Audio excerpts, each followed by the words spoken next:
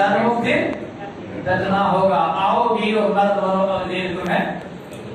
हम यहाँ से आशीर्वाद लेकर के जाते हैं कि हम जिस स्थान पर बैठेंगे ना, तो मेरा मन के साथ में युद्ध होगी, है ना। बहिर्मुखी मन को मैं अंतर्मुख करूंगा और शिष्टाचार का पालन करते हुए मैं सत्संग में बैठूंगा।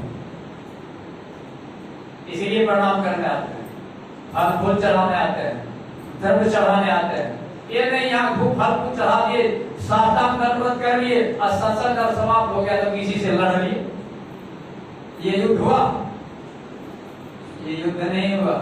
मति कीर्ति गति भूति भलाई जब देही जहां जतन देही पाई, सो जानब सत्संग प्रभाव लोक वेदना अनुपाव। लोक वेद में मिलने वाला नहीं है। यानी वेद में जो दान की प्रथा बताई गई है, चाहे कोटि को दान करते राजा अनिल, है ना, क्या जोड़ी पड़ गया?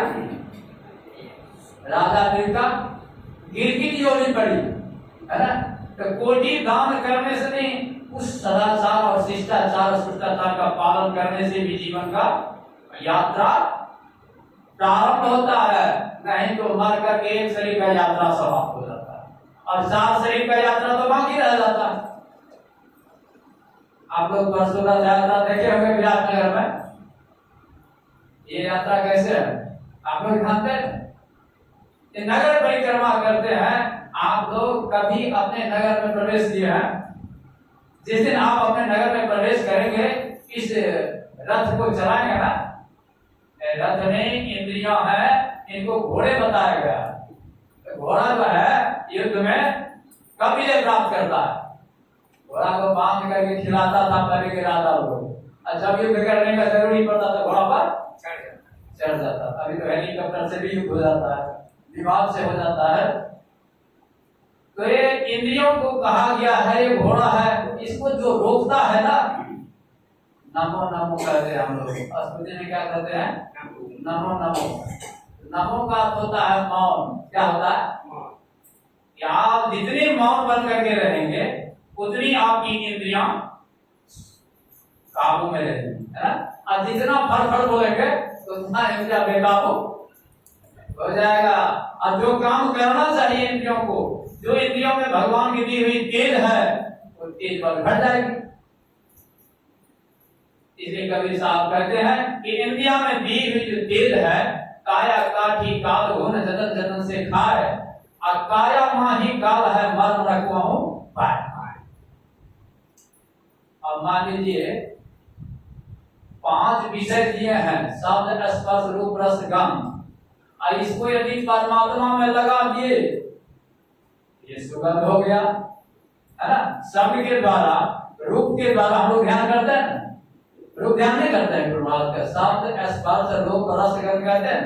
तो 5 विषय परमात्मा प्राप्त करने के लिए इस सृष्टि में दिया, और वासना में भी अनुरक्त होने के लिए दिया। जो व्यक्ति इसमें संस्कारी होता है, वासना से अलग होकर, जड़ की सुविधाओं से अलग होकर चेतन तत्व का बोध करके अपने उद्गम स्थान का केंद्र बिंदु को पकड़ लेता है।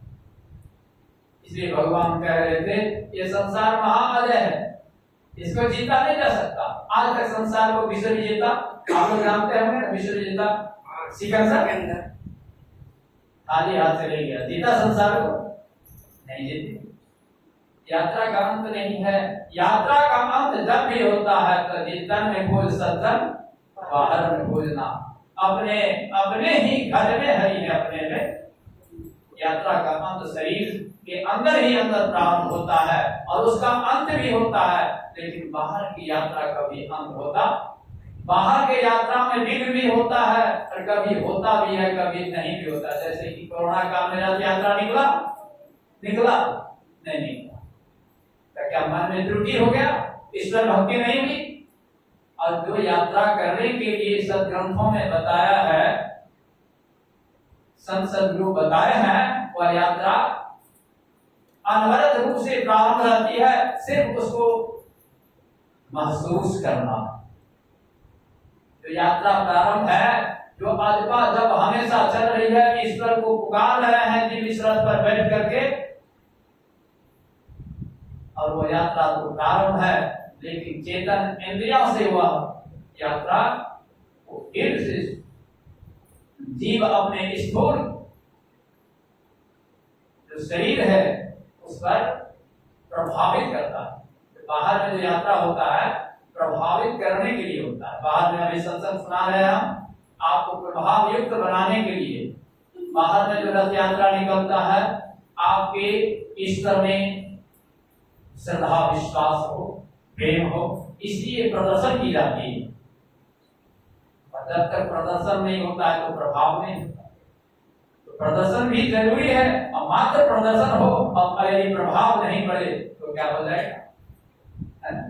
जैसे भोजन भोजन कहते हैं, और भोजन कहने से संतुष्टि होगी। चाहना है कि भोजन होगा, भोजन करेंगे, भोजन का नाम ले रहे हैं, लेकिन भोजन बनाने में तो प्रक्रिया है ना। इसीलिए क्रियमान कर्म को जो सुदृढ़ रखता है, क्रियमान कर्म में जो तटस्थ रहता है, वह व्यक्ति का एक एक शरीर का यात्रा अंत होता है। स्थूल शरीर से सूक्ष्म शरीर में यात्रा प्रवेश करते हैं, सूक्ष्म से कारण में, कारण से महाकारण में, महाकारण से बल में, है ना। हमारे गुरुनाथ कहते थे कि जो चलना जानते हैं तो वह एक दिन रास्ता तय हो जाता है, और जो चलना नहीं जानते हैं तो बैठे से रास्ता कटेगी। बैठे तो कितने दिनों से कितने शरीरों को जीव पाया है, और सब दिन बैठे रह गया। इसलिए युग युगल चहुखाने में ब्रह्मी ब्रह्मी तो भूरे पाए अपनी अधूरे रहोते। स्पष्ट रूप से हम स्तुति में गाते हैं, परमात्मा का तेज हमारे अंदर में था, लेकिन उस तेज को हमने सिमटाव नहीं किया, जमा नहीं की।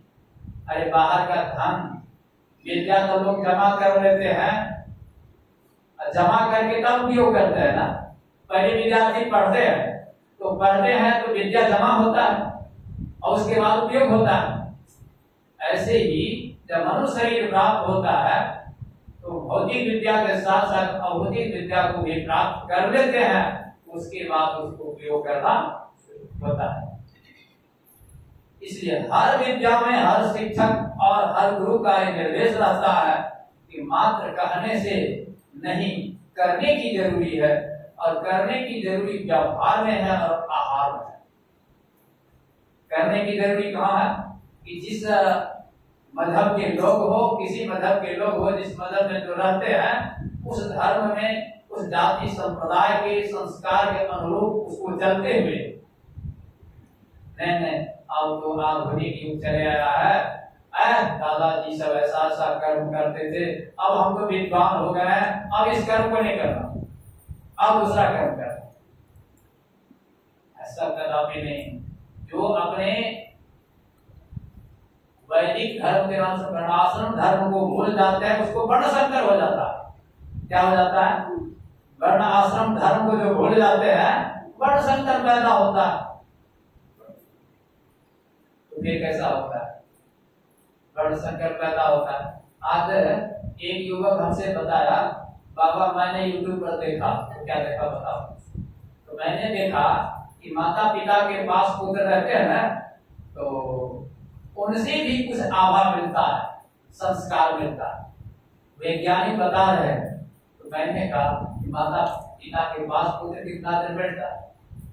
ज्यादा अधिक देर तो मोबाइल के पास बैठता होगा, और जब मोबाइल चलाते चलाते नौकरी बेकार हो गया तो पत्नी रहती तो पत्नी के पास बैठता, माता पिता के पास पुत्र कहाँ बैठता है? तो उनसे वह ऊर्जा मिलेगा, वह शक्ति, वो तेज मिलेगी। तो वैज्ञानिक तो बता रहे हैं, लेकिन व्यवहार में प्रयोग नहीं है। तो वैज्ञानिक तो यूट्यूब पर रह गया ना, नहीं रह गया। तो कहने से क्या होगा? करने की जरूरी। इसे हमारे गुरुनाथ कहते थे कि जो अपने जीवन काल में अपने जीवन क्षेत्र को ठीक ठीक संभाल लिया, है ना, और जो जीवनी शक्ति है जीव का, उस केंद्र को पकड़ लिया, तो ये जीव का भोजन क्या है? जीवनी शक्ति जीव का। और वह केंद्र को जब तक जीव नहीं पकड़ा तो शरीर का तो भोजन दे रहा है ना? इंद्रियों को मनमानी भोजन दे रहा, लेकिन जीव का भोजन नहीं होता। इसलिए कहा गया सो प्रत्र दुख पावई सिर धम्मरे पछताए काल ही कर्म है ईश्वर है मिथ्या दोष। देखिए संसार में कर्म करने का अधिकार सबको है, लेकिन कर्म में काम होता है। और काम में कर्तव्य यदि निहित हो जाता है तो वासना से मुक्त हो जाता है। और यदि काम में कर्तव्य नहीं समाये हुए रहते हैं तो क्या होता है? देखिए काम यदि